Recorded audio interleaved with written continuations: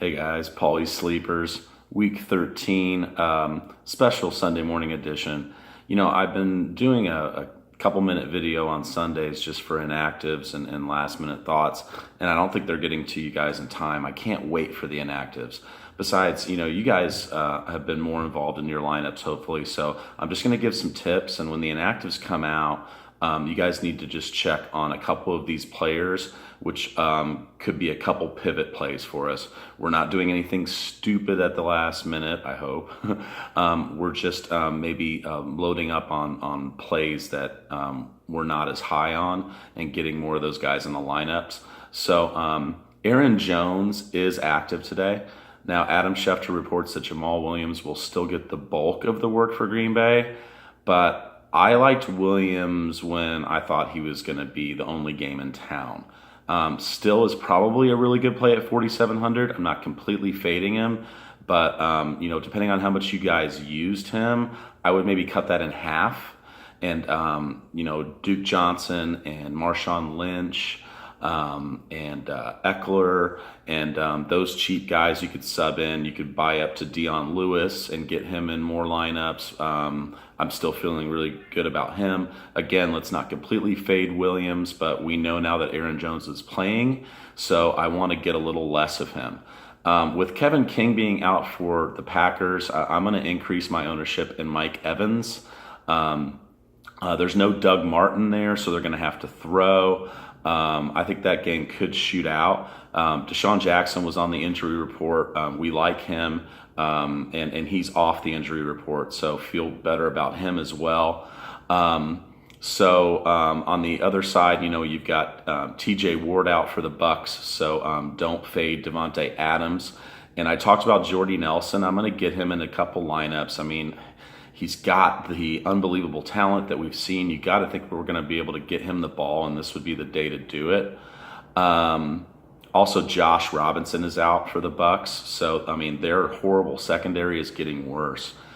Greg Olsen is ruled out today, so I feel better about Devin Funchess if Marshawn Lattimore sits out.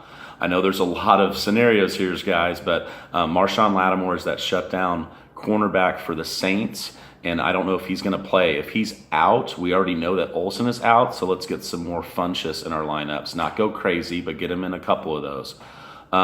We want to watch if Casey Hayward plays for the Chargers because he's been out all week due to a family death.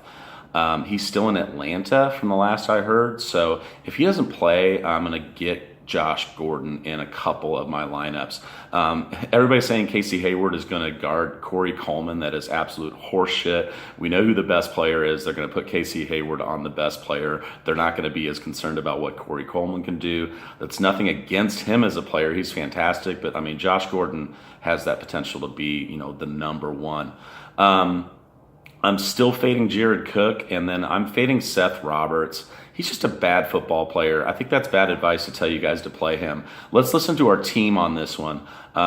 Jackson and Jeremy like Josh Reynolds. He's their rookie that they drafted for the Rams. He's $3,600, so just type in REY, and you're going to do Josh Reynolds for the Rams. He's $3,600. They want to put him in that Robert Woods role right now while Robert Woods is hurt.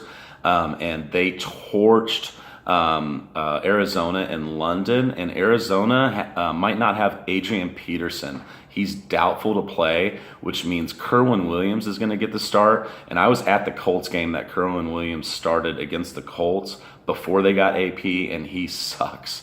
So that's going to be shorter fields for the Rams. And Jared Goff has made us a lot of money. So the fact that I haven't mentioned him yet is disrespectful. Let's play Jared Goff today. So do a stack with Jared Goff, Cooper Kupp, Josh Reynolds, and Todd Gurley. Trust me, they're going to smash. If you want to go a little lighter on them, you could do a play with Gurley and the Rams. Because the Rams D are really, really good. I would say just in one, but let's do one big lineup with a Rams stack.